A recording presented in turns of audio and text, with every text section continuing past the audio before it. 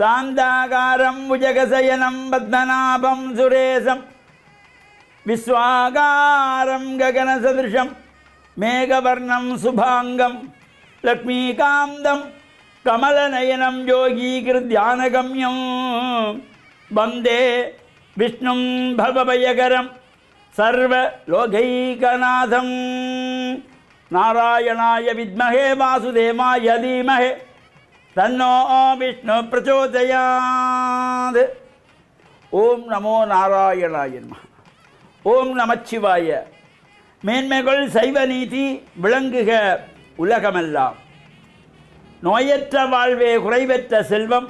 அந்த நோய் நொடிகள் இல்லாத வாழ்வு இந்த உலக மக்கள் எல்லோரும் வாழ வேண்டும் என்று கலியுகத்தின் காந்தமல ஜோதியாகிய சபரிமலை சுவாமி ஐயப்பனுடைய திருவடிகளை சிறந்தாழ்த்தி டான் தமிழொலி ஓம் தொலைக்காட்சி நேயர்கள் அனைவருக்கும் சர்வதேச இந்து மத குருப்பீடம் அகில இலங்கை சபரிமலை ஸ்ரீ சாஸ்தாபுரத்தின் சார்பில் இனிய வணக்கங்களும் நல்லாசிகளும்.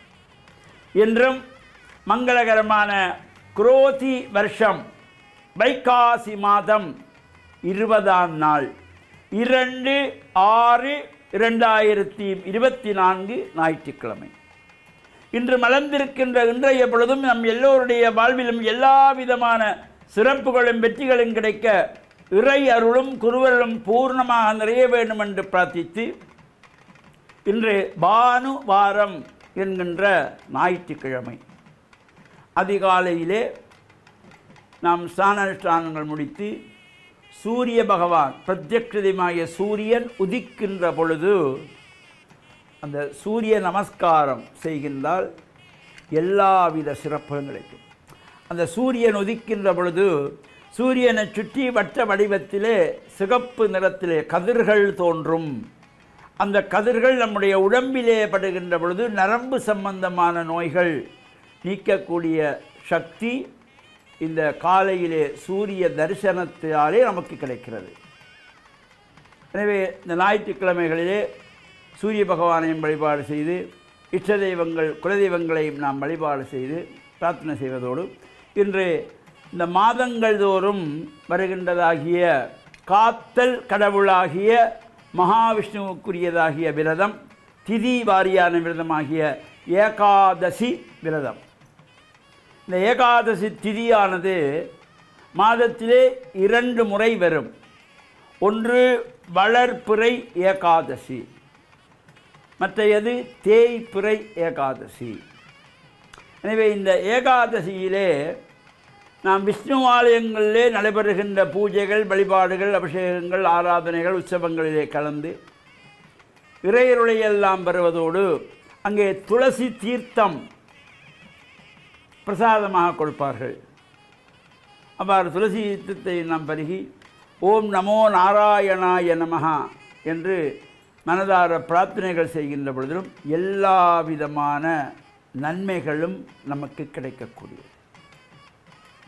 இன்றைய தினம் மீன்பாடும் தேன்நாடு என்று போற்றுகின்ற மட்டக்களப்பு மாவட்டத்திலே செங்கலடி என்கின்றதாகிய பதியிலே பன்னெடுங்காலமாக கோவில் கொண்டு எழுந்தருளி அடியார்களுக்கு வருகின்ற வினைகளை எல்லாம் வேரோடு களைகின்ற விநாயகப் பெருமான் ஸ்ரீ சித்தி விநாயகர் என்கின்ற பெயரோடு கூடிய சித்தி விநாயகர் ஆலயத்திலே நடைபெறுகின்றதாகிய இந்த வருடாந்த மகோற்சவத்திலே இன்றைய தினம் வசந்த உற்சவம் என்கின்றதாகிய வசந்தோற்சவம் ஒரு சிறப்பான உற்சவமாக நடைபெறுவதற்கு திருவருள் கூட்டியிருக்கின்றது. இந்த வசந்தோற்சவ நிகழ்ச்சியிலும் சகல அடியவர்களும் கலந்து இறையருளையெல்லாம் பூர்ணமாக பெறுகின்ற வகையிலும் நாளைய தினம் செங்கலடி சித்தி விநாயகர் ஆலயத்திலே வேட்டை திருவிழா சிறப்பாக நடைபெறுவதற்கு திருவருள் கூட்டியிருக்கின்றது. இவ்வாறு இந்த உற்சவ காலங்களிலே அந்தந்த ஊர்களிலே உள்ள ஆலயங்களிலே நடைபெறுகின்ற உற்சவங்களிலே எல்லாம் நாம் கலந்து கொள்வதற்கும் பல ஜென்மங்களிலே புண்ணியம் செய்திருக்க வேண்டுமாம். இறைவனுடைய அருள் கிடைத்தவர்கள்தான் இறைவனை சென்று வணங்கி வழிபாடு செய்யலாம். இதைத்தான் மணிவாசகர் சொன்னார். அவன் அருளாலே அவன் தாழ் வணங்கி அவனுடைய அருள் இருந்தால் தான் அவனுடைய திருவடியை வணங்கலாம். எனவே நாமும் இறையருளை பெறுகின்ற வகையிலே ஆலயங்களிலே சென்று பிரார்த்தனைகள் செய்து வழிபட்டு இறையருளை பெற்று மண்ணில் நல்ல வண்ணம் வாழ டான் தமிழொலி ஓம் தொலைக்காட்சி நேயர்கள் அனைவருக்கும் சர்வதேச இந்து மத குறிப்பிடம் அகில இலங்கை சபரிமலை ஸ்ரீ சாஸ்தாபுரத்தின் சார்பில் நல்ல ஆசிகளை கூறிக்கொள்வதில் மனமகிழ்வு கொள்கிறோம். சர்வே ஜனாக சுகினோ பவந்து சமஸ்த சன் மங்களானி சன் சுபம்.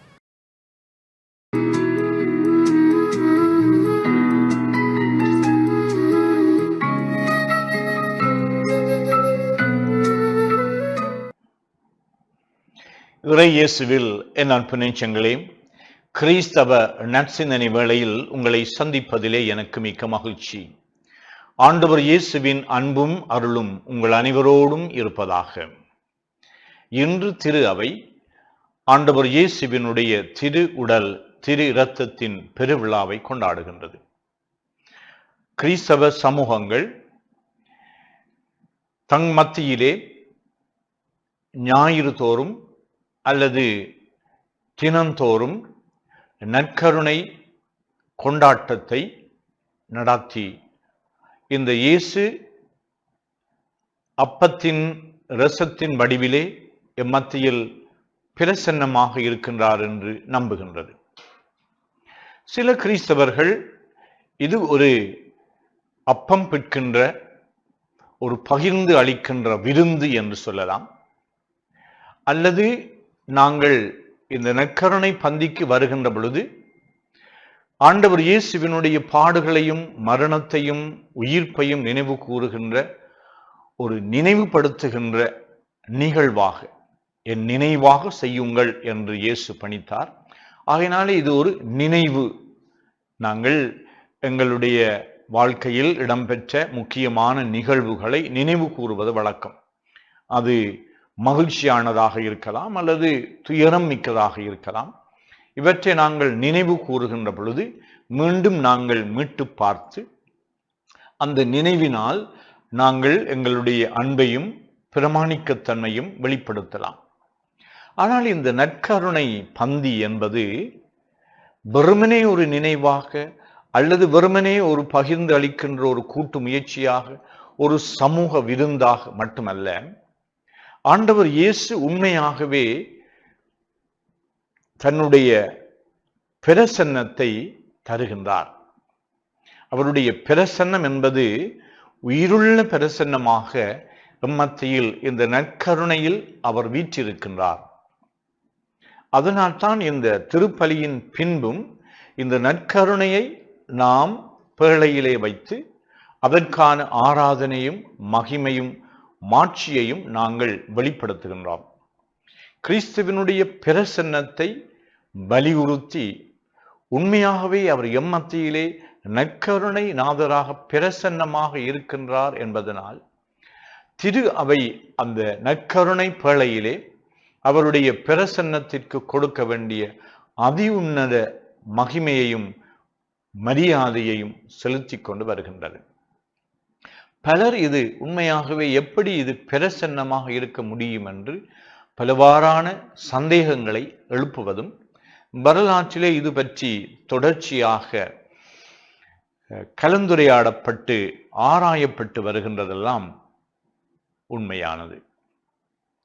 ஆனால் இந்த திருவிழாவின் பொழுது திரு அவை இந்த ஆண்டவர் இயேசுவினுடைய நற்கருணை பிரசன்னத்தை கொண்டாடுவது மட்டுமல்ல, அதை நாங்கள் நம்புகின்றோம், அவரை ஆராதிக்கின்றோம், அவரை அன்பு செய்கின்றோம் என்று எங்களுடைய விசுவாச உச்சாரணத்தை செய்கின்றோம்.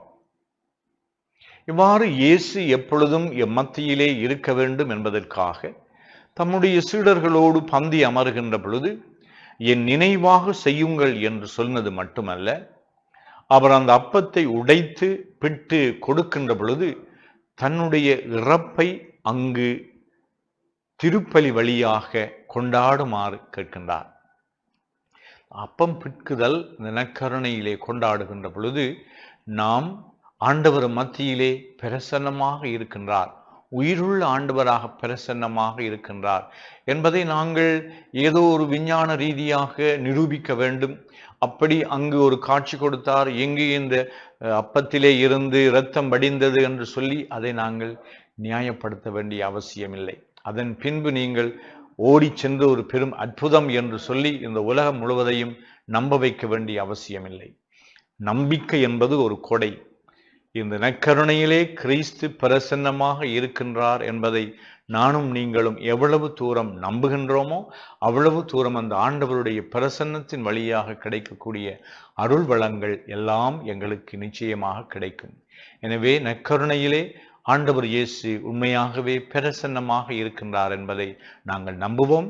அந்த நம்பிக்கையிலே நாம் அவரோடு அன்பிலே நட்புறவு கொள்ளுவோம். அவர் எங்கள் மத்தியிலே தன்னுடைய பிரசன்னத்தின் வழியாக ஏராளமான அருள் வளங்களை எங்களுடைய கிறிஸ்தவ குடும்பங்களுக்கு, குறிப்பாக உங்களுடைய குடும்பங்களுக்கும் அருள வேண்டும் என்று இந்த நாளிலே நான் வேண்டி நிற்கின்றேன். ஆமேன்.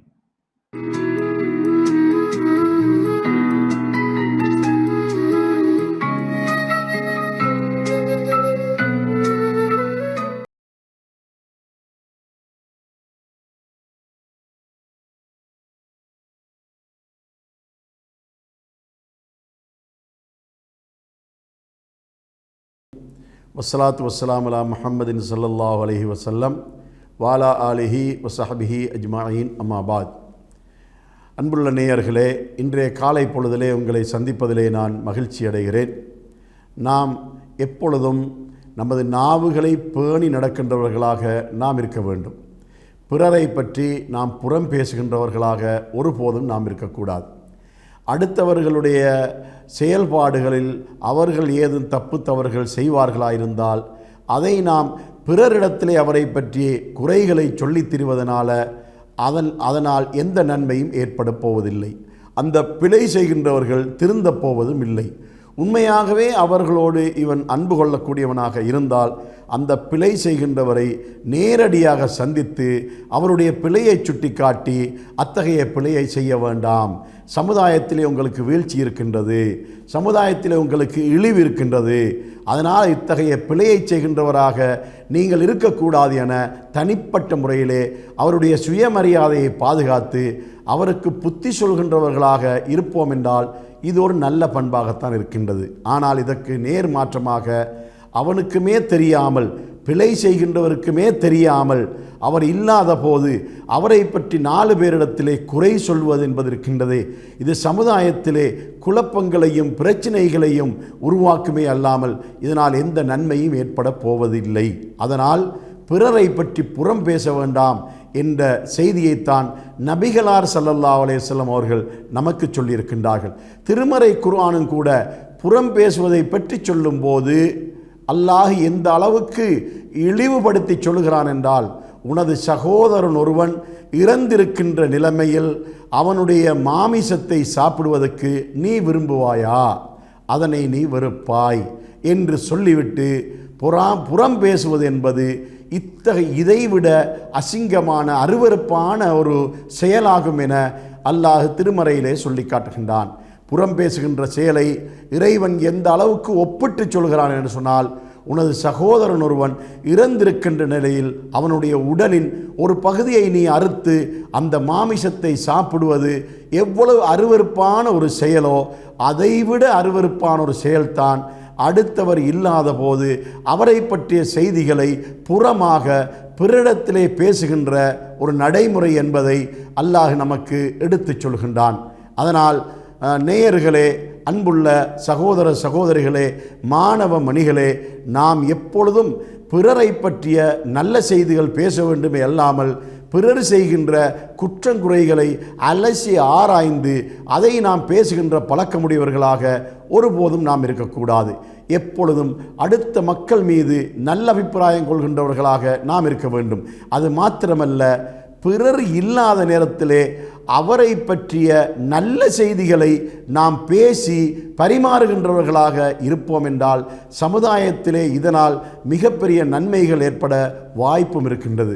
அதே நேரத்திலே இறை வானவர்கள் அந்த நேரத்திலே நமக்காக இறைவனிடத்தில் பிரார்த்தனையும் செய்வார்கள். ஏன், ஒரு சகோதரன் இல்லாத போது அவனை பற்றிய நல்ல செய்திகளை இவர்கள் பேசிக்கொண்டிருக்கின்றார்கள் என்பதையிட்டு வானவர்கள் இறைவனிடத்திலே இத்தகைய மனிதர்களுக்காக பிரார்த்தனை புரியக்கூடியவர்களாக இருப்பார்கள் என்ற இந்த செய்திகளை எல்லாம் நபிகளார் நமக்கு சொன்ன செய்திகளாக நாம் காணக்கூடியதாக இருந்து கொண்டிருக்கின்றது. அதனால் நேயர்களே, அன்புள்ள சகோதர சகோதரிகளே, இளஞ்சந்ததிகளே, மாணவ மணிகளே, நாம் எல்லோரும் பிறரை பற்றி அவர்கள் இல்லாத போது நல்ல செய்திகளையே பேசுகின்ற நட்பண்புள்ளவர்களாக நம்மை நாம் ஆக்கிக்கொள்ள வேண்டும். வாஹிர் தஅவானா அனில்